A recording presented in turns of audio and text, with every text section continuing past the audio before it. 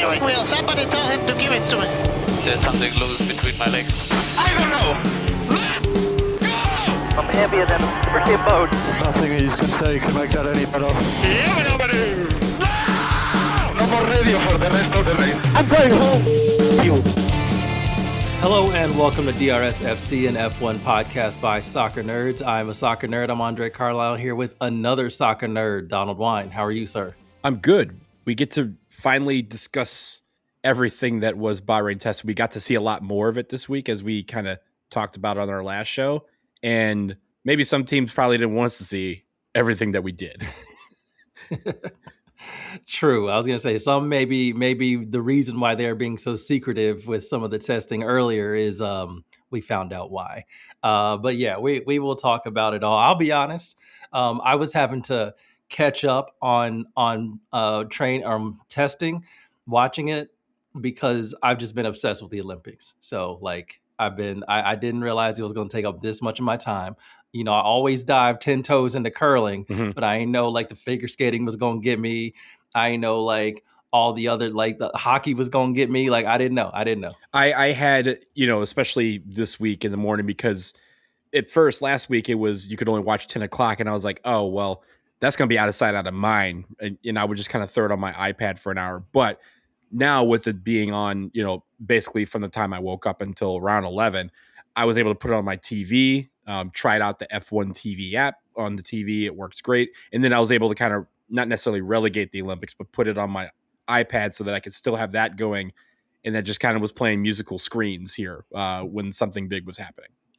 Yeah, I'm gonna miss all this now that it's gone. I'm used to waking up and like diving right into the sports, and now it's like we just got to sit and talk about things that are coming. And we got to wait days in between events. What kind of life is this? We're the Escobar meme. We're just gonna be sitting on the swing by ourselves, waiting for something to happen. Yeah, it's sad. But before we enter full Escobar mode, we need to talk about Bahrain testing and wrap it up a little bit. Which, Donald, you know what happens after a test? You get graded.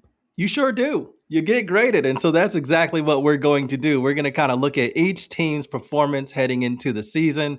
Obviously, a lot can change. You got 2 weeks until all the cars have to be in Australia on tracks doing practice runs and then getting ready for the first race of the season. So there are some things that can change, but maximizing testing is really important, especially when so much has changed. So we are going to dive into every single team and give them a grade. And the grades are going to be relative to the teams, obviously. We're not going to try and compare, McLaren and Cadillac on the same level because they're in different places. They entered in different settings and situations. So we're not going to do that. And we are sticking with because we are both here in the U.S., we're sticking with the U.S. grading scale. A, B, C, D, and F. What the fuck is an E? And there will be no bell curve here. We don't do bells. We don't do curves. I guess F1 does curves. We'll save those for the track, not for the grading system. There you go. Exactly. So let's jump right to it. And because they're the newest team on the grid, we are going to start with them. Cadillac did 266 laps across both testing sessions. I keep wanting to say testing sessions, 894 miles. That was 10th most out of all the teams, which again, they are 11th. So one team did fewer. We'll talk about them. When you kind of look at how Cadillac ran, you look at their fastest lap around the track and how far away it was from the others, about 3 seconds slower than the fastest time, which given that they just built a brand new team, are building cars with regulations that nobody has perfected. Nobody's done this before. That's actually pretty good. So where do you have Cadillac? So first off, these numbers here, you mentioned the 894 miles in the laps that they were. Is that across the 3 sessions this week, or is that over the course of the 2-week session? So thank you for asking, because I also meant to give a shout out to the race. So the race is who put these numbers together. They are very, very good when they come to covering all of this stuff. So I definitely suggest if you want to get in there, follow the race. The way they have framed this is we provided the data for the second week in Bahrain and every team's combined testing mileage below. So this is the second week in Bahrain, I believe, and not the full 2 weeks of testing. Well, that paints good context because for me, Cadillac is a B plus, and I think you have to talk about last week versus this week. Last week they were one of the teams that drove the most. I think they were second most laps behind Williams and maybe McLaren. They were tied for the most laps, and the reason why is last week when you saw their times, they were pretty happy about their times, despite the fact that they were 5 seconds behind their pace, behind the main pace.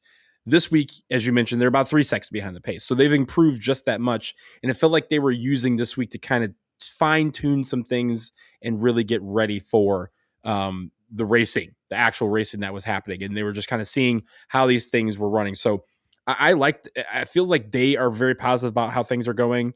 The drivers obviously like the car and how it's rolling, and sure, they want to get faster, but I think it's more about these fine tuning issues that they may have and learning the data, learning from the data that they've gotten over this week to try and make that happen. So I'm gonna give them a B plus. Sure, it might be because I'm high on Cadillac and want to see them do well, but I also think the improvement from last week to this week also makes a lot of sense given what they said they had learned from last week and how they applied it to these sessions. Yeah, I think that's right. And actually, if I would have scrolled down on this race article that I'm looking at, they do have a combined preseason running by team. Cadillac is still 10th, but they are way ahead. They're almost 1,000, over 1,000, probably close to 1,800 kilometers more than Cadillac. So, or more than Aston Martin. Apologies. So, like, yeah, I'm with you. I think B plus is a really good grade. I could probably even bump it up to an A just because all this is brand new. And it was expected that they were going to struggle. They caused a couple red flags. They had to come in for a few times and, fix some things here, fix some things there. But they never had that catastrophic day where it's like, oh no, shut everything down. We can't do any more running on the track. Like they went out there, they had their runs, they completed some programs, and they're looking at what they're looking at right now is how do you add performance to the car. They're not looking at how do we make sure the car doesn't fall apart after running for like more than 20, 30 laps on a track. That's where a lot of teams can be when they're brand new, especially with new regulations. So I'm not worried about the 3 second slowest. I think that is something that you put smart engineering minds and development minds into making the car faster. That gap will shrink. Starting out, you want to have that problem. How do we make it faster? Not how do we make it run? And it feels like they've gotten so much better at starting at a better point of previous teams where now they're just looking at the performance aspect of it. So I might go A minus, but I'm kind of with you. A minus, B plus. Feels like Cadillac is actually doing what they're supposed to do. Now, will they probably finish last in Australia? Probably, but that's not their goal, right? The goal is to be a successful F1 team, and you're starting at the very beginning, your very first race. Getting to the checkered flag is going to be important. And right now, given everything that we've seen in testing, I strongly believe they can get to the finish line in Australia, and that's a huge win. All right, let's look at another team that is somewhat new, even though they're kind of more rebranded new than anything else. Audi. So Audi had 357 laps done in that second session. 1,200 miles is what that ended up being. Seventh overall. If you're looking for their combined mileage, they actually did eighth most, so 4,966 kilometers. And sorry, I don't have the calculation there to tell you how much that is in miles. I know because we won both hockey gold medals, women's and men's. We're not supposed to be doing kilometers anymore, but I just don't have the conversion rate yet. But Audi was the seventh fastest time across the session, 1.7 seconds behind the fastest time. That's not too bad. So where do you have Audi? I have Audi. It's weird, right? I don't think they did poorly. I don't think they did super well. So I'm going to give them a B minus. I think they, again, got some of that data out of there. And like you said, they're a little bit further ahead than Cadillac in terms of where they needed to go. So it's hard to kind of, the first few races, take the mindset of Kick Sauber off, who were at the bottom of the grid last year, right? Take that out of your mindset and say, Audi, new team, new people, the same drivers as Sauber had last year. So you kind of have to, and this is me too, we kind of have to kind of replace that mindset But having said that, I thought they did, what they were supposed to. They were getting the data. I think Audi being a new team on the grid will allow them to, again, figure out how this thing works. And it's good to have some sort of continuity there. But they know they need to make up the gap. And the fact that they're about 2 seconds behind the fastest pace is about where they were last year. And now it's about trying to figure out how to move up in that grid and make it where they're competing. Yeah, I think I'm with you, and the main reason I'm with you there, and I might be a little bit higher on Audi, given that they are a new team, but they're also a new engine manufacturer. Mm-hmm. And unlike Mercedes, unlike Ferrari, nobody else is running their engine. So all the laps, all the data that's coming in is strictly theirs. And so they're having to do a lot. Whereas Ferrari can see how Haas is doing, how Cadillac is doing. Mercedes has a ton of teams, Williams, Alpine, McLaren themselves, obviously. Like they have a lot of teams that they can source engine data from. And obviously Red Bull has Racing Bulls as well. They're the only ones that are kind of by themselves. And so given that, the engine performance seems on par. It doesn't seem like it's obviously ready to like lead anything, but that's obviously not the point. And so I think they've done well. I think they have had some mishaps, in practice or in testing, where they had to pull the car in a few times, but ultimately a pretty strong showing. And when you kind of look at performance runs, which we'll get to caveats about those performance runs later, it looks like it's right in that middle of the pack, which is kind of where you want them to be. Bump up a little bit from where Sauber was finishing, inject the Audi power unit, inject the Audi cash into everything, and start to move your way up. And it looks like they're in a decent position to do so, because this isn't a terrible start. It's not the best start, but it's a decent start. So I'm kind of here. I think B for Audi for me. Yeah, I think Audi's being at a B minus. That's fair. It's where they want to be, and for them, it's about, like you said, moving up the grid and not necessarily being at the back of the pack. Yeah, definitely. Okay, let's go to Alpine. Alpine had 359 laps, so just 2 more laps than Audi. 1,207 miles. If you're looking at how they did in their second testing session throughout, if you want to know their combined testing session, looks like they were sixth with 5,289 kilometers. Which, now that I have it up on my screen, I can tell you that's 3,286 miles. There it is, that they have done.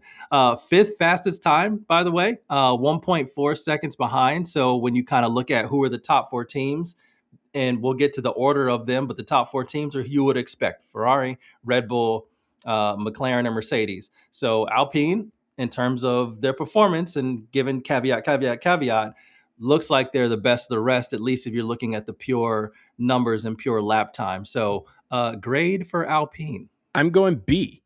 The reason why I think it's a B is because Alpine was awful last year. They were beyond awful last year. So for them to be in the middle of the pack is already a vast improvement with regards to timing. And then I think, again, they still have some of these little issues that they need to work out, but it feels like they're more ahead of that this year than it felt like they were this time last year.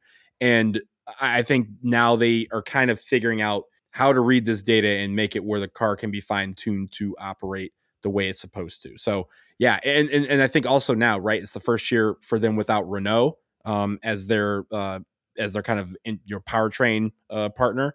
So they have to do this again from the ground up, and I think they're doing pretty well considering. Yeah, I don't want to hear from Ebony about Alpine just yet, but I am impressed. I am impressed by Alpine. I think it was a big move, and I'm not going to lie, I still kind of hate the move. I think getting rid of an engine manufacturer on the grid does suck.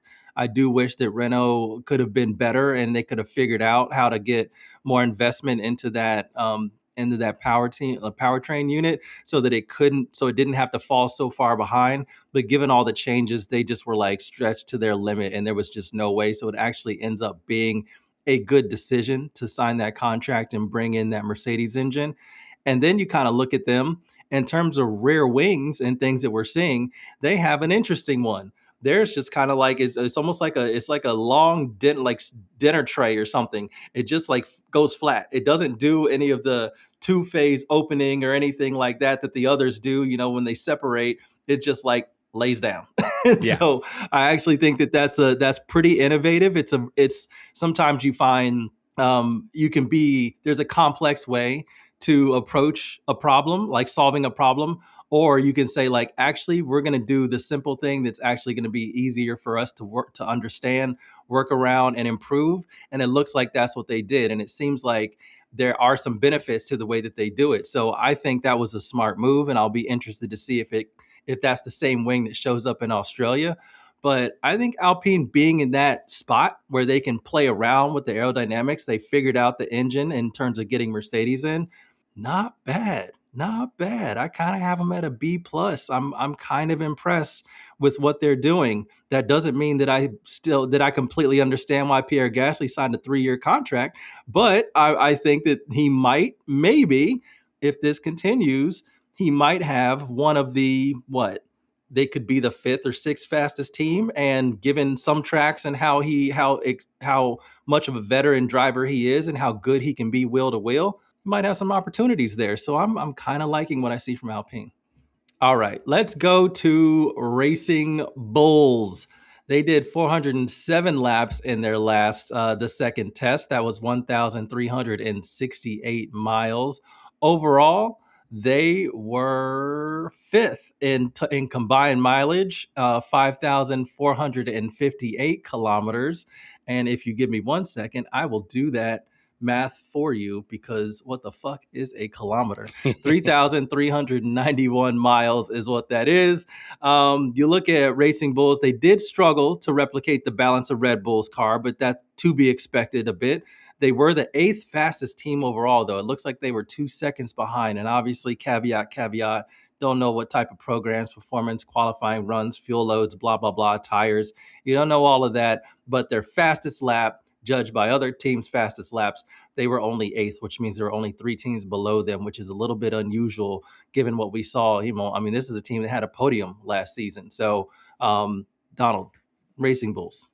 I'm going to give them a C plus, and the reason why is how far behind their the parent team, Red Bull, they are with the same powertrain. Both of them have new powertrains, same, essentially same engine, and the fact that they're 2 seconds basically behind that is confusing because they like to work hand in hand with the car, and yes, sure, they like to tool the car towards max, but with you have a new car, new powertrain, new dimensions, new regulations, you felt like in testing before that those cars were generally the same. It was the drivers that were kind of, making the disparity work. Now it feels like the Racing Bulls car is not up to the snuff that the Red Bull car is. And I think that is an issue that they're going to have to work out between those two teams in the coming weeks. So I'll give them a C plus. I could even go maybe a little bit lower and maybe go to a C just for that reason alone. Yeah, I did fail to mention that in terms of the second testing session, they did the second most mileage out of anybody. So they certainly do now have the data, but I'm a little more negative than you. I got them at a D. And the reason is, like you said, with the powertrain, it does seem to be, obviously there are all these games going on, but Toto Wolff was like, "Oh, Red Bull's powertrain is the best. Like they're a second faster than us on the straights or whatever." But the data actually looks quite good for those cars and that powertrain. So obviously, Red Bull and Mercedes likes to keep things close to the vest. And so there was a little bit of maybe hints of, are you showing your full potential or not, which we'll get into. But Racing Bulls didn't have to play that game, and the fact that they didn't have to play that game and they still only ended up 8th fastest concerns me. I think they did well to put the laps in. Hopefully they're figuring things out. But I really think that we're starting to see the effects of Lauren Mecky's going from Racing Bulls to Red Bull. That Red Bull program really looked like it needed some leadership to put some things together, and they're doing so. And it looks like Racing Bulls, he was doing a good job there, and they just never really have recovered since he left. And I'm a little bit concerned about that. I don't think they're going to be awful, but they should be they should be showing better than what they've shown so far. At least if the performance runs are an accurate reflection. Obviously, I'm going to continue to caveat because I don't want to look extremely stupid, when Australia runs around. But I do think that there was more work and I would have liked to see them show more. So yeah, I got them with a D. That makes sense. And, you also have to consider the drivers too, right? You have Liam Lawson, you have Arvin Lindblad, who's a rookie. You want to give them the cars necessary to be able to compete because you might have to, especially in the case of Lindblad, and it's not fair to say that he's going to not do well because he's a rookie, but he's going to have those learning curves and those growing pains. And you want to have a car that's able to be forgiving in that regard. And right now it doesn't look like in the case of the Racing Bulls car, that's the case. I think that's a really good point too, because they did the second most mileage in the second Bahrain test, and that could be, is it performance to try to figure out how to make the car faster, or is it just getting Liam Lawson and Arvid Lindblad laps around a track? Mm-hmm. Like that's also a thing that they need to check off. So their goals are probably twofold, and they may not like align with one another. Maybe they didn't have enough time to like sift through the developments of the car because they need to make sure that their drivers are comfortable with it. And so they couldn't take too many risks. So, maybe I'm being a little harsh on them, but also I'm going to keep them at a D because they did so well last year. My guy Isaac Hadjar was a really good, driver last year. He got himself onto the podium as well. Like he showed that even though you're a rookie, you can still extract performance from a car. And so while I think Lindblad obviously needs time, this is just testing. This is a lot more testing and a lot more being in a car than Hadjar had. Mm-hmm. And so I would like to see Racing Bulls be to a point where they're actually making the car faster. And given that we know the strength of that engine and we're still seeing them, finish with only ahead in terms of performance times, 8th fastest. Yeah, that's a little bit of I'm a little disappointed with that. Okay, let's go to Williams. Williams did 368 laps this week in testing, or last week, I suppose. That's 1,237 miles. That was the 5th most, and I did the calculation ahead of time. Williams combined did 9th most, doing 4,275 kilometers, but that's 2,656 miles. So they didn't exactly pound it around the track as much as, say, like a Racing Bulls, but and it kind of showed. They ended up with the 9th fastest time, 2.3 seconds behind the leaders. And I don't know, but yeah, where are you at with Williams? To me, there's like good and bad. I have him at a C minus, so it might be a little bit more bad than good. I say that because them being over 2 seconds off of the fastest pace when they finished 5th last year is a real problem. The one thing they want to do is go up, to continue to go up, as opposed to regress back towards the back of the pack where they had been the past few seasons. And for them to let's be real, completely bottle Barcelona. And they had a decent showing in the first week of testing at Bahrain, but then to come back here and understand, for them, it was more about performance and figuring out how can their car compete with the top teams that they're trying to reinsert themselves among.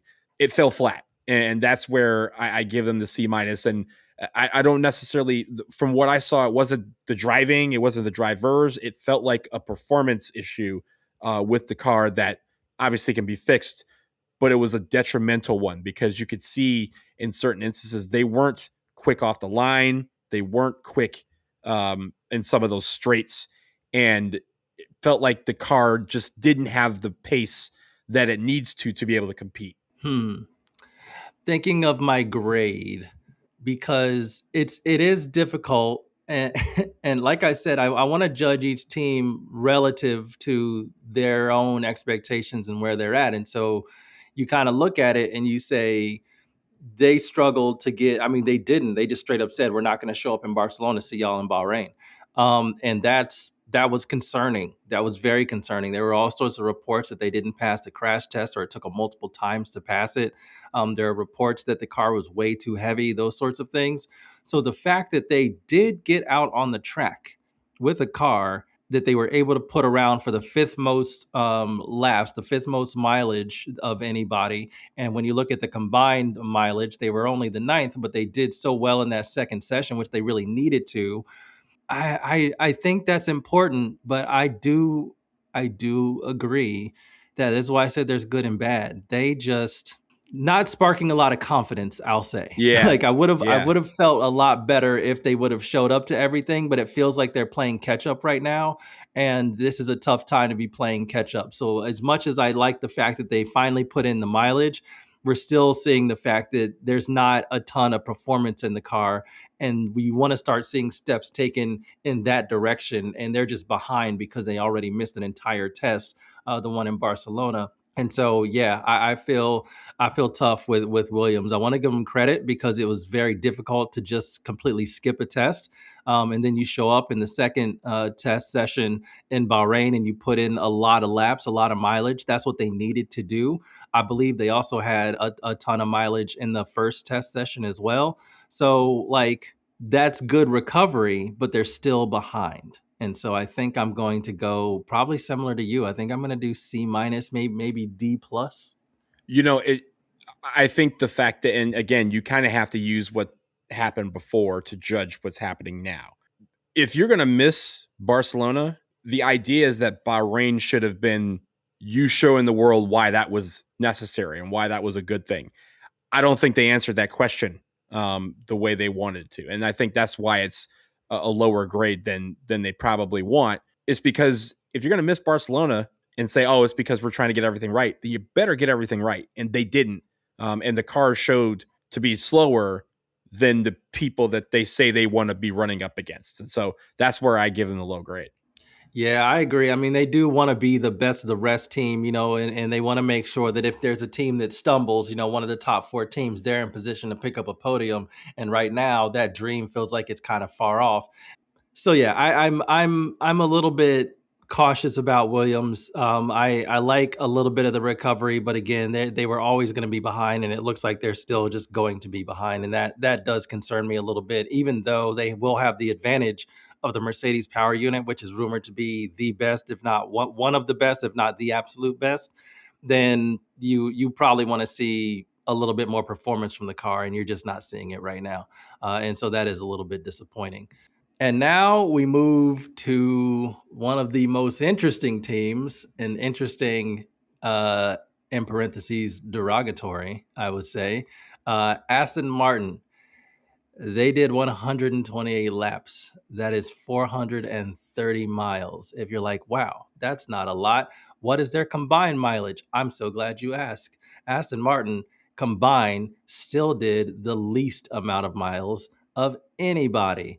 They ended both sessions with 1,311 miles. That is way far behind Cadillac. That is way far behind everybody.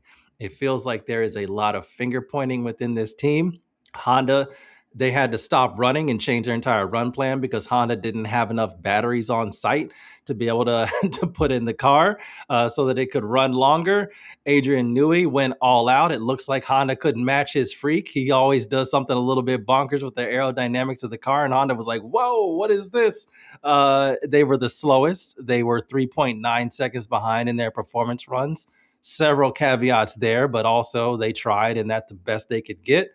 There are sandbagging allegations, but I think given the absolute disaster every single session has been for them, like Barcelona, they showed up at the very last minute.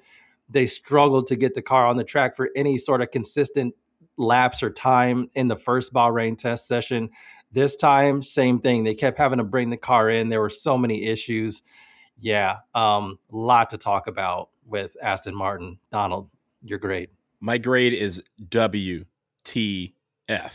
What the fuck was that over the last 2 weeks? And then if you include Barcelona in that, and just quickly to address the sandbagging rumors, we were all talking in the chat that we have, and I was like, you can't convince me that they're sandbagging when one of their drivers is Lance Stroll. Like, you just can't. They don't know. The only sand he has seen is at Interlagos when he decided he was going to beach himself before the formation lap. I think that was so funny with Aston Martin, like, this is a major problem. This is a major problem. Like, people get fired for problems like this, and they have spent a lot of money in making Adrian Newey the principal. We even saw Adrian Newey actually like working on the car, and that's not his, like, I mean, that's what he is, like, he's the designer, but he is not the mechanic, and he damn sure is not supposed to be down there fixing last minute things, and while everyone's kind of standing around him. This, as the principal, he has to be able to control all these different things, and it doesn't seem like Aston Martin as a whole is in control of anything. I'm very confused as to how they have arrived with their pants down, essentially. Like, they just have not arrived ready to play. And that's a big problem for, again, a team that is supposed to be one of the best brands in the world. This puts, brings a lot of things into question. And WTF may not be low enough to describe the grade that I want to give them for what they've done over the last couple of weeks. And yeah, we'll just start there because there's so much we could talk about Aston Martin. I'll just start there. Yeah, F minus for me. Just like so bad. And I know Deep will probably get mad at me. I know I could look really silly come Australia, or certainly maybe like 6 races into the season when maybe Aston Martin gets all their shit fixed and they're on multiple podiums. I don't know. But right now, as we sit right now, February 22nd, this has been a disaster. I mean, we're talking brand new facilities. We're talking about the sharpest minds in F1. We're talking about Honda Power Unit, who has won in the past several championships with Red Bull. You're talking about prestige in every single facet of what it takes to build a successful race car. And this is what you come up with. This is what we got from the great Adrian Newey. And listen. I know that man is a genius. I know that man is absolutely outrageous when it comes to car design. I know that, like, there ain't no way I with a microphone should be putting anything out there into the world that criticizes him and his engineering chops. So I'm not going to do that. But I do have questions about his leadership. I really do, because I think that there's like 2 ways to be a leader. And one way is to say my way or the highway, right? And that's what it seems like he's done. Like, I need this to happen. That's why Andy Cowell, you mentioned people get fired for this. Andy Cowell's already gone. He was the head of the engine unit, and he's already gone. They demoted him when they promoted Adrian Newey to team principal. They keep giving him more and more power and leadership over the team, and it seems like it's very my way or the highway. But that doesn't work, because you do have to lean on other people.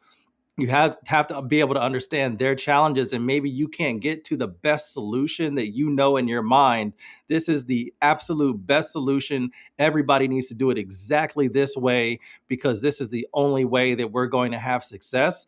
But if you can't get the car out on track consistently, you're not going to have any type of success at all. The other way to lead is to do it collaboratively, to understand, like, Honda lost a lot of people, and understand that, like, yes, while you think the radical design that you do is the best, and no doubt, if Honda was right there with them lockstep on the engine, we'd be seeing Aston Martin right up there with the best of them, because I know that man can design the hell out of a car. He doesn't always get it right the first time, but he will absolutely figure it out. So the fact that the car can't even run just seems to me that he has done that, chosen option A in terms of leadership, and said my way or the highway. And what's ended up happening is this massive gulf in what he's trying to do with the car aerodynamically and what Honda's actually capacity and capabilities are with the people they have running their engine program currently. And you just can't fix that by telling people to fix it, by being the type of leader that says, no, you do it because you have to do it. You got to live in reality. Logically, they cannot. So then what are you going to do? You're going to go to this test, every single test, and look terrible? Or are you going to make compromises? And it sounds like he chose option A, and option A is a big fat F. F minus, by the way. I mean, look, Andre, like, Kara Lawson, Duke women's basketball coach, legendary basketball player, she has a lot of these words of wisdom. And in one talk she was giving a few weeks ago, she said, look, everyone gets up and nobody leaves the house with no clothes on, right? They don't leave the house butt naked, because it's illegal, and you won't go 5 seconds without somebody be like, that person's butt naked, right? Showing up at a track with not enough batteries is like showing up with no clothes. It's showing up without the stuff you're supposed to have. And it leads me to the next part of her thing is she says, we will consistently, no matter what we're doing, no matter what happens in our life, we will never forget to leave the house without clothes on, but we always forget our confidence. We routinely forget that. And that's something that we need to overcome and make that a part of the day that we know we need to leave the house with. Aston Martin has not left. They did not show up with their confidence. They did not show up with the basic pieces of life that they need to operate as a team and as a unit. And that falls on leadership. That falls not just on Adrian Newey, but even, Daddy Stroll at the top. It falls on all those people to be like, why are we showing up at a test unprepared? Why are we showing up at a shakedown late and without our clothes? Why are we showing up at a track that we knew was coming? This is not a date that they said, hey, can you be here tomorrow and bring your stuff? And you forgot about it. This is on the calendar. This is supposed to be the first thing on the calendar. And they showed up both weeks unprepared for this test. That's why they get a WTF grade for me. You don't show it. You can fail a test. That's fine. You can overcome that. But what Aston Martin cannot do is be the team that's consistently showing up unprepared or showing up like oh, we had school today? Oh, my bad. What do we got to do? They're showing up without books. They're showing up without pencils. They're showing up without their brain. And that is showing. And that is everybody from top to bottom has to be ready. You cannot have, even if it's a my way or the highway thing, you cannot have your principal down there fixing stuff on the car by himself with everybody else watching. This is not like okay, I'm going to show you how this works so next time you get it right. That is what you do before you get to this test. And every part of their operation over the last 2 weeks has told me that Aston Martin is prepared to be the worst team on this grid. And they have not yet to prove me otherwise. And that is a major problem for one of the best brands of cars on the planet. Yeah, I definitely agree with the top down. I mean, you could just see that Adrian Newey was just gaining more and more power in terms of title and everything. And yes, you paid him a ton of money. You want his expertise. You need his expertise to get you where you want to go.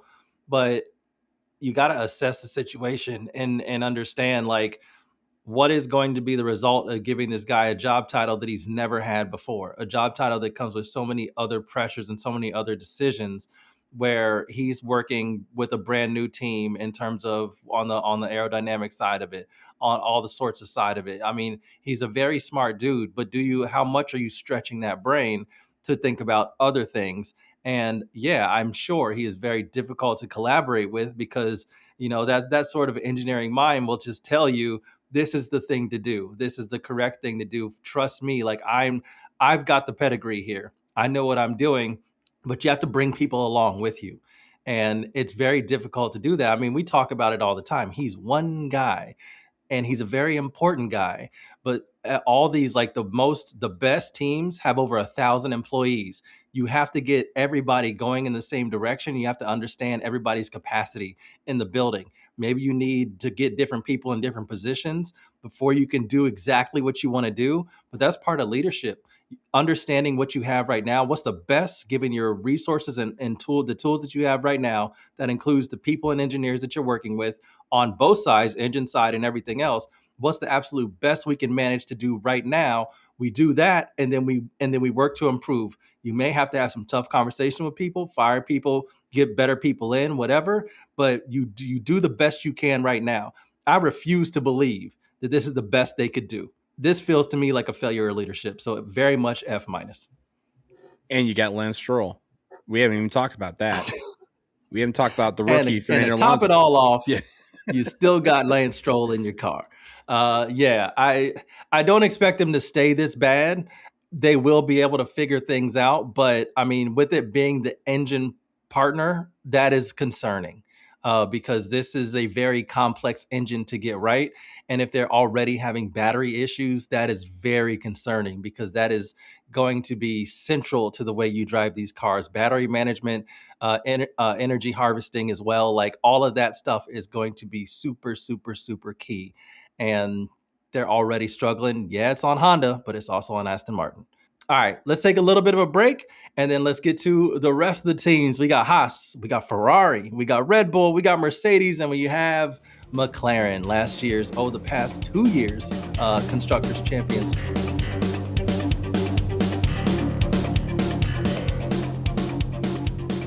All right, here we go. We're gonna start with Haas. This is gonna be fun because Haas has that Ferrari engine. The Ferrari engine seems to be pretty decent. If you look at Haas and how many laps they did in the second test session, 404 laps, 1,358 miles. That was good enough for third overall. If you look at Haas with the combined testing, both tests in Bahrain, they did the second most laps out of anybody, or second most mileage out of anybody, 3,787 miles. They put that car around the track as much as they possibly could. And I think that was impressive. We also saw that they were decent in terms of performance. Sixth fastest time recorded, 1.5 seconds behind the fastest time overall. Not terrible. And we also saw the start procedure. It looks like the Ferrari powered cars have a smaller turbo, so are able to get off the line a little bit more quickly. The power gets to their wheels a little bit quicker. And so the race starts for Ferrari powered cars are good. We'll talk about it a bit more when we talk about Ferrari. But Haas was also looking quite jumpy on those starts where they're able to pass cars that were maybe struggling a little bit to access all of their power. So they might also have an advantage there. We'll see if that continues into the season. But Haas, Donald, grade. I originally gave them a B, but I think I want to take that up to a B plus. And I think they had a very solid 2 weeks. Again, they didn't get everything perfect. They didn't bottle anything. And like you said, there are some parts of their game that you're like, oh, okay, this seems to be improved from years past. And I think the one thing that I really liked about Haas is that they said, keep these dudes up in the vehicle. Like, don't take them off the track. Let's see what this car can do. Let's push their limits. Let's push the car's limits so that we know what those limits are.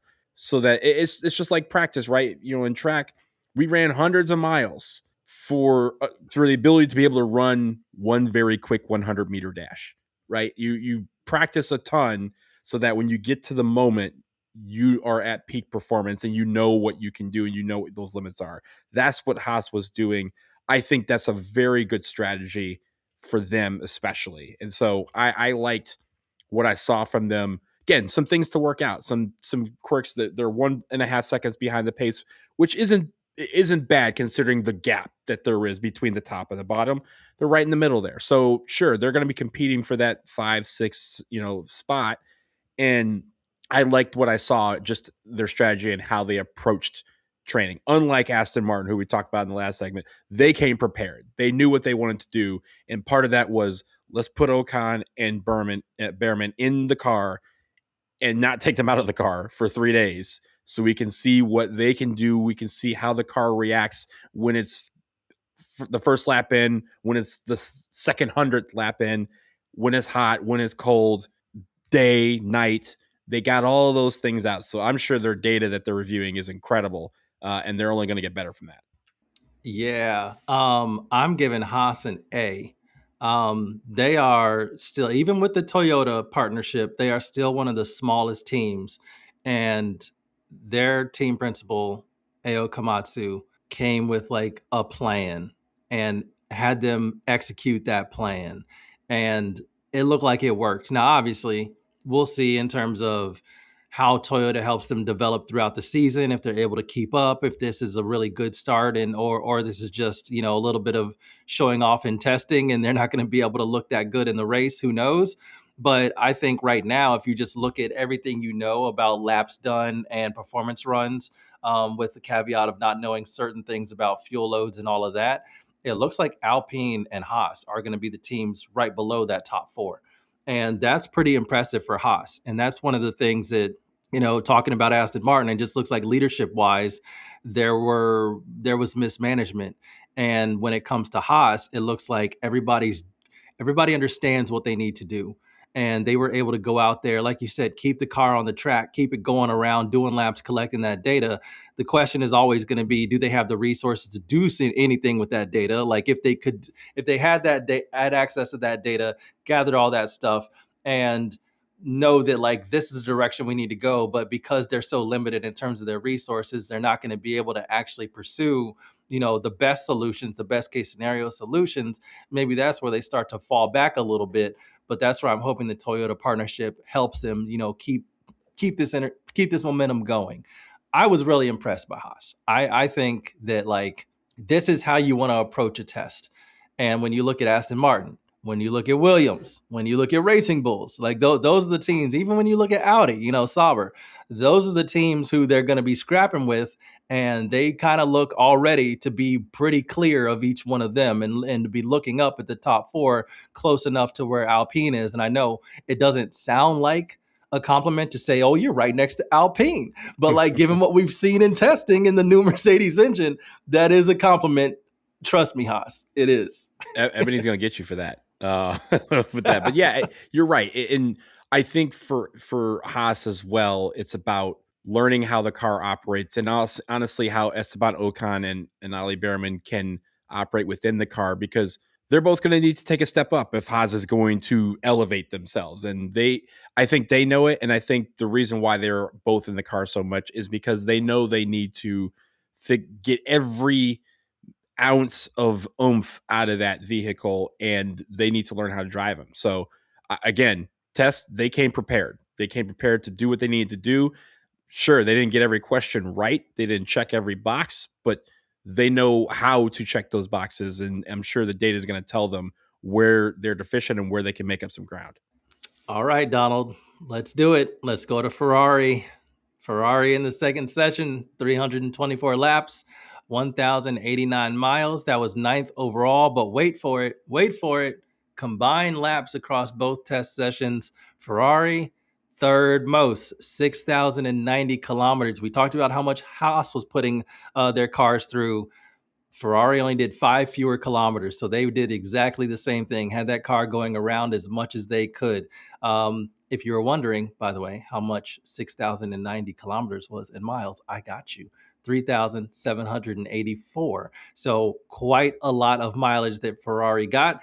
Again, I will mention the race starts. They were the ones that were like, we're not going to mess the start situation up. Y'all should have built your engines differently. We got this. And it looks like it's right. They did post the fastest time, the times that I've been measuring everybody to. It was Charles Leclerc, 0.8 faster than anybody else. There were some troubles I saw in the last session where he was trying to put on softer tires and, outdo his lap time. Wasn't able to really do it, but there were other factors involved in that as well. But we also saw innovation from Ferrari as well. There was a little winglet that popped up on the back behind the exhaust. Aerodynamically, I watched some videos on YouTube from some engineers. I still can't explain to you why that might be interesting, but all I can tell you is because of the way that Ferrari specifically designs their engine packaging and gearbox, they're the only team that has the space in that area to be able to put another design element in there. So it's if it's positive, if it does something good for the car, they're the only ones currently who can actually use that space and apply it, and that's very interesting. And we also saw the weirdest, most interesting design of the entire thing, apart from Audi Sidepods, which I forgot to mention.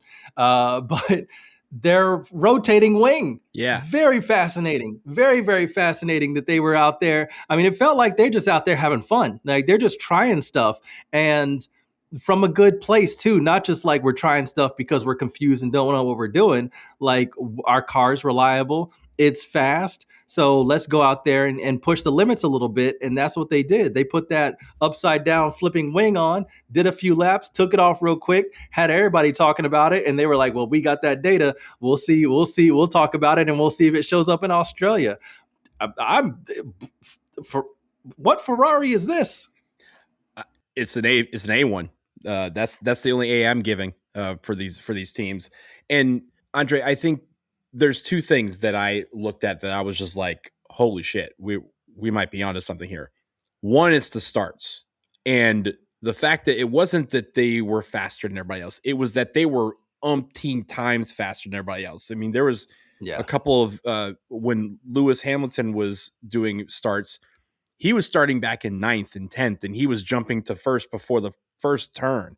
He was blowing past people. And if you're going to have, in the case of, like you said, Leclerc had the fastest times of anybody over the past couple of weeks whenever he was in the car. If you're going to have the fastest vehicle and have the fastest starts, that is a recipe for success. And those were two of the things that they were struggling with the past couple of seasons. They had a car that was fast, but wasn't top end fast like the McLarens and the Red Bulls. They had guys the drivers themselves who were really good at starts, but it felt like the Ferrari just didn't allow them to get the oomph that they needed to get off the line faster than some of their counterparts. And the fact that they have fixed both of those things, it feels like, at least through the testing, is a huge, huge boost for their confidence. I think also you mentioned they did have some trouble with the top end speed when they were on the soft tires. Sure, that's only going to be for a few laps here or there, but that's where a lot of these teams do get their top end speed. And so it's going to be a question of whether, okay, can they get off the line fast? Sure, they're going to blast everybody. Are they going to have some top end speed when it's those middle laps when they're going on hard tires or medium tires? Sure, they'd probably be able to do that. But will they be able to get a big enough gap to kind of withstand the onslaught that would exist were they to switch to a soft tire for the final stretch? That's the question that they're probably looking at data to see how they can maximize it. As you mentioned, the thing that had everybody had the internet going nuts was the spinning wing. And when it flipped the first time, I think everyone was just like, "Oh, what was that? Do that again." It's like a kid. Did you hear what Ollie Behrman said? He thought it was broken. Yeah. Oh my God. No, but like it's like when you go to the magic show and you're a little kid and you do a little trick where he does the palming technique and you're like, "Do that again." Like, I want to see how you did that again because it was so cool. That was fascinating. And yeah, I think they didn't they nailed almost every facet of what they came to do. They came prepared. They blew everybody out of the water. They had the fastest times. They had the fastest starts. They still had some room for improvement. So I'm gonna give them that A. And I think that's a boost. And it does say something that I think for the first time in a decade, Lewis Hamilton came out was like, I felt like I forgot who I was in this vehicle. Again, the delusion is maybe giving them not the A plus, but I'll take it.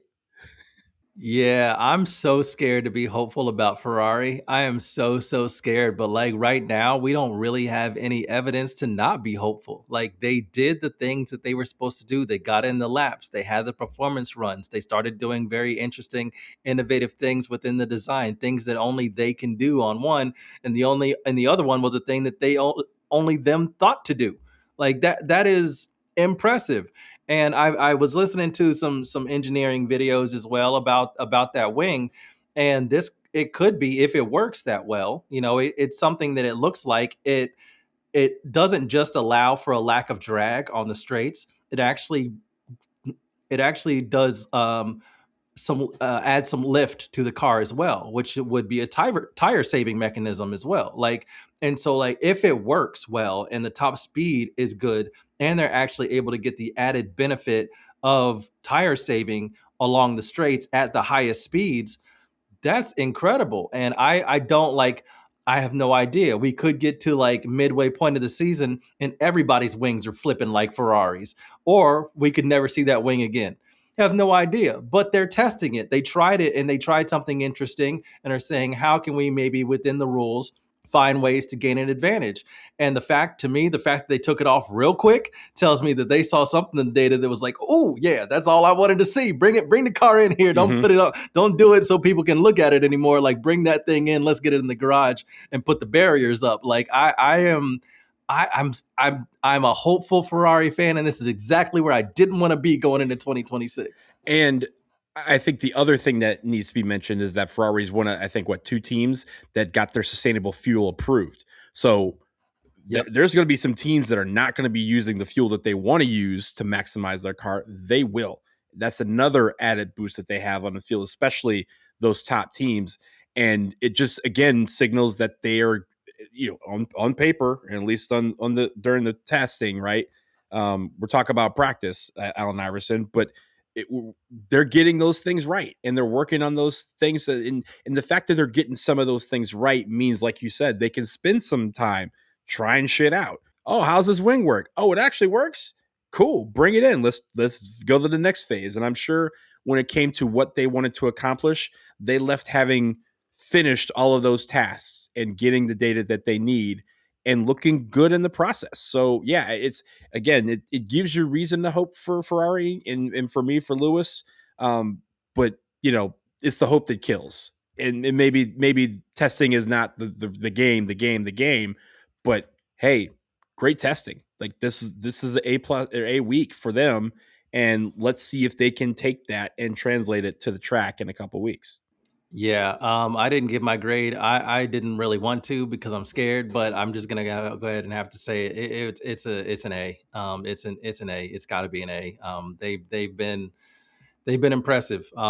Even the issues they've had again hasn't kept them out of the running. Again, they did so many laps. I think third most overall combined. Like they've done what they needed to do, and I'm surprised. So yeah, you know what that means, Donald. Double DNF in Australia, but we'll I was going wait to say to see on what Q3, happens. on Q1. So. Right. All right, let's move on to Red Bull. Red Bull final session was 329 laps. That was 1,106 miles. Was eighth, good enough for eighth overall in terms of mileage. Overall, they were seventh overall in combined mileage from across both test sessions. 3,136 miles they did around the Bahrain track in both across both sessions. They were the fourth fastest, 1.1 seconds behind, it looked like, in their performance run. Prompted some quotes from Max Verstappen. He said, I think it is quite obvious, of course, that there is still quite a bit of work to do for us to be faster. So this is something we will be working on. Let's see what we get in Melbourne. It will be great to be back racing, but we still have to work hard. So interesting comments from Max as well. Not a terrible test, but also if that performance number is right in terms of them being even close to a second behind. We know Max can make up for stuff, but maybe not a full second. Yeah, I don't know. What are your thoughts on Red Bull? I gave them a B minus. I think the performance issue is definitely one to look at. Being a second behind is not something that new racing fans are used to, right? We're used to Red Bull being annoyingly at the top. And if they're a second behind that fast pace, that is something that, yeah, sure, Max may make up most of that, but it takes, as we saw towards the end of last year, it sometimes takes some Herculean driving from him to get that car to maximize everything it's supposed to. And I think Red Bull usually comes to these things prepared. As you mentioned, it was the first year. This is the first time that they're arriving at testing with Lauren Mickey's in charge of Red Bull and now in charge of Racing Bulls. And it's hard for this particular team to have to do stuff because they're kind of looking at 4 cars instead of 2. And it's weird watching them. It didn't feel like they were doing anything out of the ordinary. It didn't feel like they were like lollygagging or anything like that, but it just felt like they were just a half step behind in everything that they normally do. And so again, unfairly might be grading them based on what they have done in the past compared to what they're doing now. But it just feels like with this new car, it's just a half step off in certain areas that are making the overall performance one that you have to question whether a Max, whether Isaac Hadjar can make up for that with their driving. And again, when we go to Isaac Hadjar, that's a big hurdle that you don't want the person in the second Red Bull seat to have to climb because they already have the curse. So why would you add more to that? And it just feels like it's hard to quantify it or say what it is and really describe it, but they just don't feel like they're quite up to where they normally are. I'll be honest. I thought Red Bull was like king of the sandbaggers. Because Toto Wolff came out and was like, yo, their power unit is amazing. And obviously he's got reason to say that. Like his power unit was in the crosshairs at that time. And so he was trying to be like, oh, look at them. They're killing it over there. So like, I get it. But Max, Max is strategic, but he's not often manipulative in the way that he responds to questions. So him saying they have obvious work to do, which I think that no matter how the test would go, I think you would always look at Max as somebody who wants the very best and wants to be in a machine that's like he's going to be able to make look dominant because that's what he does. I still think he would have said like, yeah, there's work to do, but it's kind of to me throwing in the obvious. Like it that makes it seem like there are some things that they know they're behind on and they need to catch up.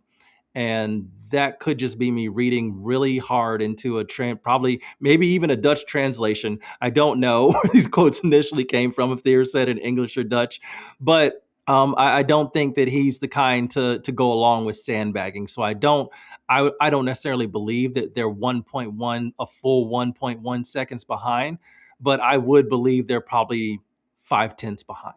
And that is important. Can he make up 5 tenths depending on the tracks, depending on the cars and drivers ahead of him? Maybe, but also, can you do that consistently? I don't know, especially with all the recharge that you need to do with these cars as well. So, first I was thinking, yeah, Red Bull's fine. They're a B plus or a B. Like they're sandbagging. They'll be fine when they show up to Australia. But those Max comments have me thinking maybe not all is great. Maybe it's a C plus. Maybe it's a C. I'm kind of in between that C and C plus because they started off well, but it also looks like they didn't do a ton of laps either across both sessions. And I would have probably liked to see them do more. See, if you'd asked me, are they sandbagging or do they have actual problems? I think they've earned the benefit of the doubt to say that, yeah, they might be sandbagging just a little bit. But the truth is, it might be a little bit of both, right? Like to mask some of the bigger problems that they may or may not have, they sandbag a little bit just to kind of, hey, distract you a little bit. But yeah, I think that there is something wrong with the car, not in a huge way, but again, in these first few races, it feels like tenths of seconds instead of hundreds or thousands of seconds are going to be the difference here. And so they need to make up some of those tenths. All right, and let's move on to Mercedes. Mercedes is another very interesting, very, very, very interesting team. 432 laps. They did 1,452 miles. That put them in first for amount of time they went around the track in the second testing session. But it didn't have to be the second testing session because both testing sessions, Mercedes topped the mileage charts combined. They went around the Bahrain circuit for 6,193 kilometers, which is the first, which is 3,848 miles. They took the crown in both aspects on both testing sessions. They were also the second fastest team, 0.8 seconds behind Charles Leclerc's time. The compression ratio thing with their engine, it seems like they lost that battle, but they actually may win the war because now it seems like the FIA is like, all right, well, we'll just test it at hot and cold. And all the other teams are like, no, just the hot test. Don't do the cold test. We just want the hot to get Mercedes. Don't make us have to comply with hot and cold. And it feels like that's what the change is going to be. So I think they may have won that quite sneakily. And to me, these motherfuckers are definitely sandbagging. I do not for 1 second believe that they're 0.8 seconds behind Ferrari. I don't believe that for 1 second. So, Donald, where are you at with Mercedes? I too believe that they're sandbagging, and that's why I gave them a B plus. Like, you're not going to fool me. You're not going to sit here and be like, oh, well, you know what? They had a really bad week. I'm going to give them a C. No. I think their car looked good. And again, sure, there might be a couple of tweaks here and there that they're trying to hide through the sandbagging.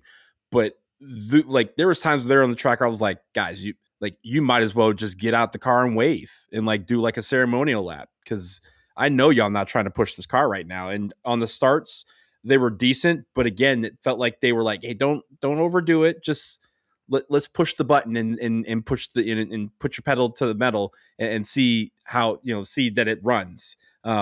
Because last week or 2 weeks ago they had some starting issues and this time around, it was like, hey, just let's not blow the car up on something stupid as like just testing out the start thing. Let's say that we know it's fixed, so let's not give them any room for hope. Let's let everyone else dream here. So yeah, I'm gonna give them a B plus because I see right through the sandbagging parts of this, and like you said, some of the issues that seem to be huge issues feels like it's going to work out for them in the end, and they're still with those issues had one of the fastest cars. Yeah, I will say I don't know if they've nailed their aerodynamics. I don't know if they figured out their tire issues. I don't know like how they've done in that aspect right now. Most of the um, credit going to Mercedes right now is centered completely around their engine. And I think they have absolutely nailed the engine as we kind of expected that they would, but I don't know if they've actually nailed other aspects of the car. So that's my only like caveat question mark, but they've done enough laps. We know they can be fast when they want to be fast. Just depends on when they want to be fast. And so we'll see if some of the other issues that they're working on behind the scenes are actually big issues, or if they're smaller issues that they can keep up with their engine advantage. It's not going to be that significant of a problem for them. And they have two very good drivers. Kimi Antonelli looks really good and solid in that car. George Russell looks like he looks like he's president of the world. That dude is so confident, striding around, looking like he owns the entire paddock. He looks like he's very, very confident, which leads me to believe, oh yeah, they're sandbagging like crazy. They're extremely happy behind the scenes. They have things they can work on and fix and improve, but I think that they are in a very good spot. I'm only going to give them a B plus because there's some sandbagging ass motherfuckers. If they were showing us what they really got, I'd say, all right, y'all earned an A. But I'm a sandbag your grade because I don't believe they're showing their true selves. All right, last team. The last two winners of the Constructors' Championships have been McLaren. They did 395 laps in the last practice session, 1,328 miles. That was good enough to make them a combined fourth most in terms of mileage for both sessions. That was 3,578 miles. So they did a ton of mileage around. They have the third fastest time, so similar to Ferrari's time or Mercedes' time, similar 0.89 seconds instead of Ferrari's zero point 0.8 seconds in terms of how far they are behind that top time set by Ferrari and Leclerc. Question, Donald, McLaren, are they sandbagging as well? I don't know that they're necessarily sandbagging on purpose, but they might just be doing it because everyone thinks so highly of how fast that car can be because we've seen it the past 2 years that anytime they are not the top team, you're like, was that the car or are they just kind of, phoning it in? I think it might be some slight sandbagging or maybe just a general, we don't necessarily care about the performance part because we know these drivers are fast. We know this car is fast. So we don't have to push it. We don't have to worry ourselves with getting the fastest time because we know we can achieve that. And so I'm giving them a B plus as well. Again, if they're just doing the run of the mill testing and they're still, less than a second off of the pace and they're the, one of the fastest cars out there, then they're doing something right. It still means they're the top dogs and that everyone's got to go chase them. And Ferrari getting the A is more about Ferrari trying to make that leap. Mercedes clearly sandbagging is about them trying to make that leap. And McLaren doesn't have any leaps to make. They can only go down. So for them just kind of running and letting everybody worry about getting faster tells me that they're not necessarily sandbagging on purpose, but as them saying, we have the fastest car. And until proven otherwise, we're going to have the fastest car. You guys come get us. Until then, we're just going to kind of continue to make our tweaks and do our thing because we know we have the two drivers that are the two drivers that you guys are gunning for. So yeah, I'm gonna give them a B plus, and I think they had a solid week and they didn't make any mistakes. And as a champion, champions don't make mistakes, and to beat the champion, you have to drive mistake free. And so that's basically it. Yeah, I think I'm going to give them an A. And I say this with the caveat. But first, I just want to like acknowledge what they've done so far. Like I said, they did a ton of mileage. Fourth most, I think, across both sessions. So they ended up fourth most overall. So that's consistency, in my opinion. They also had a fast time. I think they probably could have done more in terms of shaving the more lap time off. So I think they're not super far behind as well. My caveat with them is they do not supply their own engines. They get their engine from Mercedes. Mm-hmm. And I think that when you have a engine manufacturer that and a rule change that really allows you to like prioritize the engines better or more at the start of a regulation set, I think it's tough for a customer team to know those dimensions and to be able to put that out there, to be able to design a car as good as they could when if you were like in-house making that engine yourself. You know the dimensions of it, you know how you want it to operate, you know, like you're thinking of your own aerodynamics in mind and how you're going to wrap what you're going to wrap around that engine and how you're going to make it the most streamlined, the most effective. And I think McLaren was able to top Mercedes because they had been in that regulation set for a while. So they knew what they were getting. And now they don't know. Mercedes was like, here you go. Here's the engine we made. And they're like, okay, they had no input on it. So it's going to take them some time to find out the best way to marry their aerodynamics and their car package and the engine package. So I think right now, what you're looking at is probably as good as they can be right now. How long it takes them to figure that rest of that out, don't know. They could do it throughout one season because we know they have really smart people there who can turn things around almost in an instant. But I do think that they were limited in how impressive they were ever going to look throughout these testing sessions because they are buying a part as opposed to integrating it within their design from the very beginning. Yeah, that makes a lot of sense. And I think that's just how you approach some of these other teams too that are getting their engines from somewhere else. And I'm sure Mercedes is sitting there like, yo, we gave them the key component to them being world champions on the constructor side for 2 years. And in the case of Lando being the reigning drivers champion. Why is that not working over here? And who knows, maybe with these new regulations, they're like, no, you're going to take the shitty engine first. You can see what you can do with that. But it remains to be seen. Like you said, they have to figure out how to take the part and make it part of the car as opposed to taking the car and integrating around the main part. So in the case of the engine, it's always a question mark for them. But it hasn't seemed to phase McLaren over the last few years. Yeah, it hasn't phased them, and I think they'll have time to figure it out, and they eventually will. It's just a matter of like starting out brand new with a brand new engine in regulation set. I think it's just going to take a minute, so we'll see. I do have them. Like I said, I think they maximize what they could do, and so I do have them with an A.